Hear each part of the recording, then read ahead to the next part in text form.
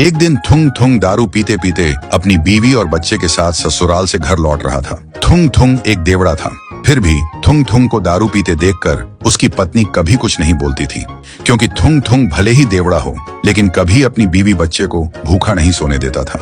वह अपनी बीवी और बच्चे से बहुत प्यार करता था और थुंग थुंग देवड़ा बना ही इसलिए था क्योंकि वह एक गरीब किसान था।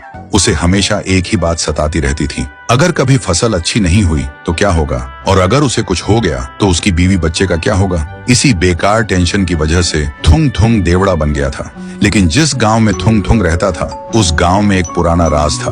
उस गांव के बाहर एक पुरानी हवेली थी और उस हवेली के अंदर एक बड़ा सा आईना रखा था जिसके अंदर सिर्फ काला अंधेरा था। लोग कहते थे वह आईना चेहरा नहीं नियत देखता है और उसी का भविष्य दिखाता है, और कहते हैं कि बहुत साल पहले एक आदमी जब उस आईने के पास गया तो आईने ने उसे अपने अंदर खींच लिया था। इसीलिए सालों से किसी ने न उस हवेली में घुसने की और न ही उस आईने में झांकने की हिम्मत की थी।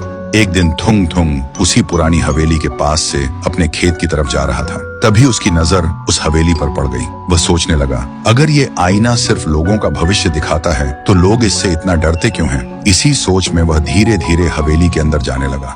लेकिन थुंग थुंग उस वक्त नशे में था, इसलिए उसे याद ही नहीं रहा कि वह आईना सिर्फ भविष्य नहीं बल्कि इंसान की नीयत भी देखता है। फिर वह हवेली के अंदर आकर चुपचाप उस अंधेरे आईने के सामने खड़ा हो गया और मन ही मन सोचा, बस इतनी सी दुआ है, मेरी मेहनत रंग ला जाए, मेरी बीवी बच्चे भूखे न सोए। और तभी आईने के अंदर उसका चेहरा नहीं दिखा बल्कि हरी हरी खेती लहरा रही थी, सुनहरी फसल हवा के साथ झूम रही थी और उसके घर से हंसी की आवाज आ रही थी। थुंग थुंग की आंखों में आंसू आ गए। वह बिना कुछ बोले आईने के सामने हाथ जोड़कर वहां से चला गया। पर ये सब गांव का एक चोर छुप कर देख रहा था।